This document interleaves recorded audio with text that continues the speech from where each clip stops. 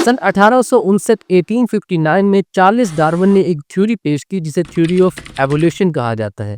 1871 کے اندر اس نے یہ تھیوری اپنی ایک کتاب دی ڈسینٹ آف مین کے اندر شائع کی، جس کے مطابق اس نے اس بات پر زور دیا کہ انسان کی موجودہ شکل ایک طویل ایوولوشن کے پروسیس کا نتیجہ ہے۔ اس نے بیان کیا کہ انسان کے آباء و اجداد انسان نہیں بلکہ کچھ ایسے میملز تھے۔ میمل سے مراد وہ جاندار جن کے اندر ریڑھ کی ہڈی پائی جاتی ہے اور جن کے بچے دودھ کے ذریعے خوراک حاصل کرتے ہیں۔ اس نے کہا کہ انسان کے آباء و اجداد بھی کوئی اس طرح کے میملز ہوں گے یا کوئی ایسی اسپیشی ہوگی، اور ایگزامپل کے طور پر اس نے کہا کہ ہو سکتا ہے کہ وہ بندروں یا چمپینزیز کی طرح نظر آتے ہوں۔ پھر اس نے بندروں اور چمپینزیز کو انسانوں کے ساتھ اس طرح سے کمپیئر کیا کہ جس طرح ہمارا باڈی سٹرکچر جس طرح کی ہڈیوں پر مشتمل ہے، اسی طرح کا باڈی سٹرکچر بندروں کا بھی ہے، اور اسی طرح باقی جسم کے اعضاء کو بھی کمپیئر کیا، یہاں تک کہ ایسی ڈیزیزز کا بھی ذکر کیا، ایسی بیماریوں کا بھی ذکر کیا کہ جو بندروں میں بھی پائی جاتی ہیں اور انسانوں کے اندر بھی پائی جاتی ہیں۔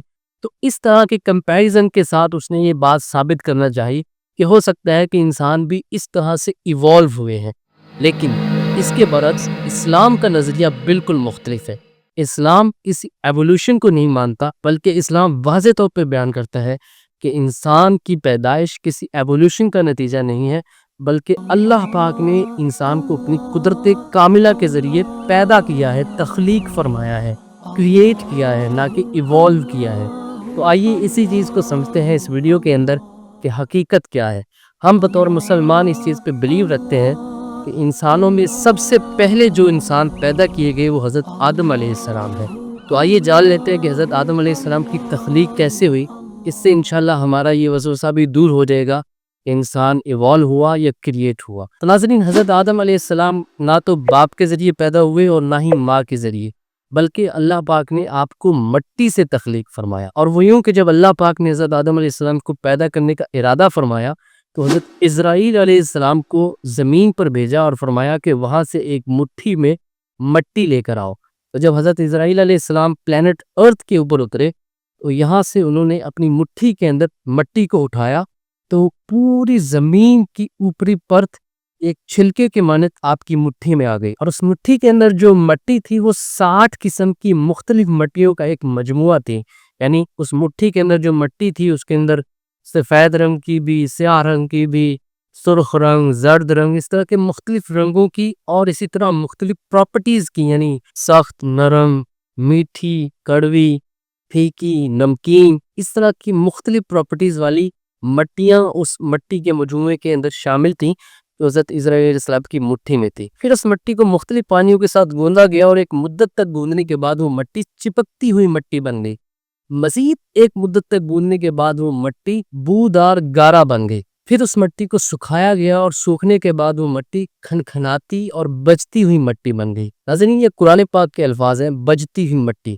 اس کا مطلب یہ ہے کہ ایسی خشک مٹی کہ جس کے اندر جب ہوا کی کراسنگ ہو تو اس میں سے ایک مخصوص قسم کی آواز آئے۔ تو اس طرح آخر اس مٹی کو اس خشک حالت میں لایا گیا۔ اس کے بعد اس مٹی سے حضرت آدم علیہ السلام کا پتلا بنایا گیا اور اس پتلے کو جنت کے دروازے پر رکھ دیا گیا، اور جب فرشتوں نے اس پتلے کو دیکھا تو وہ حیران ہوئے اور تعجب کا شکار ہوئے، کیونکہ انہوں نے اس سے پہلے اس طرح کی کوئی مخلوق دیکھی ہی نہیں تھی۔ اس کے بعد حضرت آدم علیہ السلام کے اس پتلے کے اندر اللہ پاک نے روح کو داخل فرمایا۔ حضرت آدم علیہ السلام کے پتلے میں جب روح داخل کی گئی اور جب وہ آپ کے نتنوں تک پہنچی تو آپ کو ایک چھینک آئی، اور جب وہ روح آپ کی زبان تک پہنچی تو آپ نے کہا الحمدللہ۔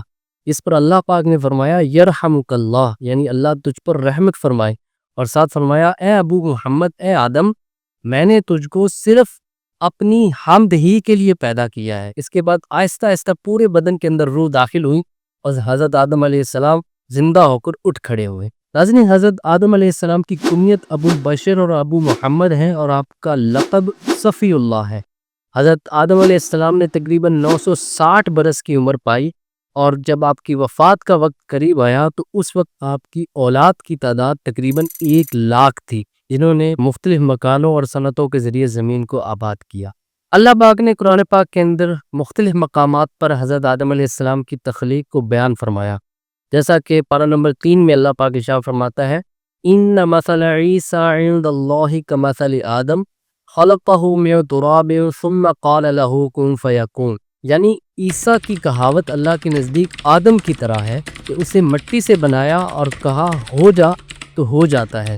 اسی طرح ایک اور مقام پر فرمایا اِنَّا خَلَقْنَاهُم مِّن طِینٍ لَازِبٍ، یعنی ہم نے ان کو چپکتی ہوئی مٹی سے پیدا کیا۔ ایک اور مقام پر فرمایا وَلَقَدْ خَلَقْنَا الْإِنسَانَ مِن صَلْصَالٍ مِّن حَمَإٍ مَّسْنُونٍ، بے شک ہم نے انسان کو بجتی ہوئی مٹی سے پیدا کیا جو کہ اصل میں بودار سیاہ گارا تھی۔ تو یہ وہ پروسیس ہے جس کے مطابق اللہ پاک نے حضرت آدم علیہ السلام کو تخلیق فرمایا۔ اچھا، یہ بات تھی حضرت آدم علیہ السلام کی جو کہ ایک مرد تھے۔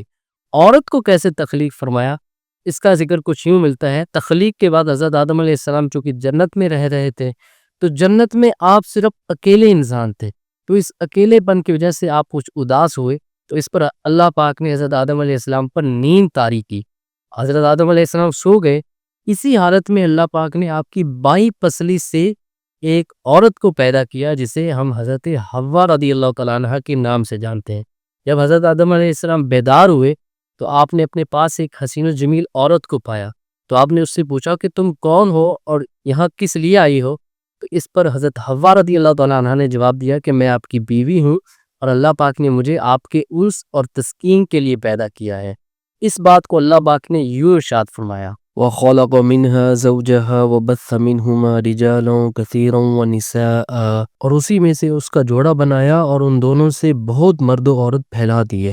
ناظرین، اب آپ کے سامنے یہ بات واضح ہو چکی کہ انسان کی تخلیق قرآن نے جو بیان کی ہے وہ یہ ہے کہ مرد کو اللہ پاک نے مٹی سے پیدا کیا اور عورت کو مرد کی ایک پسلی سے پیدا کیا۔ اسی طرح مزید کچھ طریقے ہیں جو انسان کے پیدا ہونے کے بیان کیے گئے ہیں اسلام کے اندر، وہ 4 ہیں، جس میں سے پہلا حضرت آدم علیہ السلام کی تخلیق مٹی کے ذریعے، دوسرا حضرت حوا رضی اللہ تعالیٰ عنہ کی تخلیق آپ کی پسلی کے ذریعے، اور تیسرا حضرت عیسیٰ علیہ السلام کا پیدا ہونا بغیر باپ کے، اور چوتھا جو کہ آج تک طریقہ رائج ہے مرد اور عورت کے ملاپ سے۔ اس کے علاوہ جو پہلے کے طریقے ہیں وہ اس دور کے لیے رائج نہیں ہو سکتے، تو اس لیے اب جو انسان کی تخلیق ہے وہ مرد اور عورت کے ملاپ سے ہے۔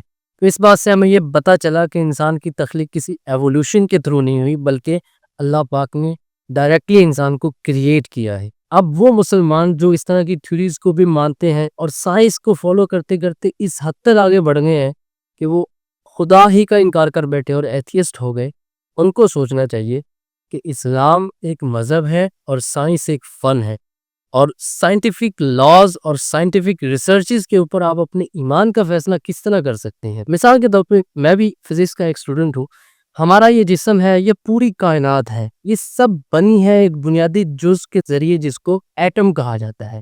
اس ایٹم کے اندر بھی بہت ساری چیزیں ہیں جس کو سائنس نے بیان کیا ہے۔ تو سائنس کیا کرتی ہے؟ ہر چیز کو آبزرو کرتی ہے اور پھر اس کے اوپر اپنی ازمپشن کے تھرو یا میتھمیٹیکل ایکویشنز کے تھرو ایک رائے قائم کرتی ہے، جس کو مختلف سائنٹسٹ دیکھتے ہیں، غور و فکر کرتے ہیں اور پھر اس کو مختلف ازمپشنز کے تھرو پروف کرنے کی کوشش کرتے ہیں۔ جو چیز پروف ہو جائے وہ فزیکل لاز بن جاتے ہیں، جو پروف نہیں ہو سکتی وہ ازمپشن رہ جاتی ہیں۔ تو میں کوشش کرتا ہوں کہ اٹامک سٹرکچر کے ذریعے میں آپ کو یہ نقطہ سمجھا سکوں کہ ایٹم کے اندر کیا کیا چیزیں ہیں۔ نیوکلس ہے اور الیکٹرونز ہیں۔ نیوکلس کے اندر کیا ہے؟ پروٹونز اور نیوٹرونز، اور اس کے ارد گرد الیکٹرونز ریوالو کر رہے ہیں۔ تو آپ جانتے ہیں کہ پروٹونز پازیٹیو چارج ہیں، اور پازیٹیو چارج کی پراپرٹی کیا ہے کہ وہ ایک دوسرے کو ریپیل کرتے ہیں، ایک دوسرے سے دور جاتے ہیں پازیٹیو چارج ہونے کی وجہ سے، اور جو اپوزٹ چارجز ہوتے ہیں وہ ایک دوسری طرف اٹریکٹ کرتے ہیں۔ تو پروٹون چونکہ پازیٹیو چارج ہیں تو ان کو تو چاہیے تھا کہ یہ نیوکلس سے باہر نکل جائے، لیکن یہ باہر نہیں نکلتے۔ تو اس کو سائنس نے کیسے بیان کیا؟ وہ یوں کہ ان کے درمیان کچھ ویک فورسز ہوتی ہیں جو پروٹونز کو ایک دوسرے کی اس ریپلشن کے باوجود نیوکلس سے باہر نہیں جانے دیتے۔ اب سوال یہ ہے کہ سائنس یہ ساری چیزیں جو بیان کر رہی ہے یہ کیا ہے؟ یہ اسمپشنز ہے یا آبزرویشن ہے؟ لیکن وہ جو فورسز ہیں جو ان چیزوں کو چلا رہی ہیں، جو ریپلشن کے باوجود ان پروٹونز کو ایک دوسرے سے دور نہیں جانے دے رہی، یا اسی طرح الیکٹرونز کا جو نیوکلس کے گرد گھومنا ہے، وہ جو فورسز ہیں وہ کہاں سے آتی ہیں؟ اس کا جواب ملے گا ہمیں اسلام کے اندر۔ وہ یوں کہ ہر چیز کا خالق کون ہے؟ اللہ پاک۔ تو پازیٹیو چارجز ایک دوسرے کو ریپیل کرتے ہیں، تو وہ جو ریپلشن کی فورس ہے وہ کس نے دی ان کو؟ اللہ پاک نے۔ اسی طرح اٹریکشن کی فورس کس کی طرف سے آئی؟ اللہ پاک کی طرف۔ تو یہ وہ بنیادی جز جس کو ایٹم کہتے ہیں، جس سے ہر چیز بنی ہے، اس کے اندر کی جو فورسز ہیں ان کو بھی پیدا کرنے والا کون ہے؟ اللہ پاک۔ تو اسی طرح پوری کائنات کو بنانے والا بھی وہی رب ہے۔ تو یہ ایک چھوٹی سی مثال تھی جس کے ذریعے میں نے آپ کو یہ سمجھانے کی کوشش کی کہ ہر چیز کا کوئی نہ کوئی کریٹر ہے، کوئی مینوفیکچرر ہے۔ اسی طرح انسان کا کریٹر، اس پوری کائنات کا کریٹر ایک ہی ہے جس کو اللہ کہا جاتا ہے۔ اللہ پاک ہمارے ایمان کو سلامت رکھے۔ ہو سکے تو اس ویڈیو کو لازمی شیئر کیجیے گا، سبسکرائب چینل کو لازمی کر لیں۔ انشاءاللہ کسی اور ویڈیو کے ساتھ آپ کے سامنے حاضر ہوتا ہوں۔ ابھی تک کے اتنا ہی۔ السلام علیکم ورحمۃ اللہ وبرکاتہ۔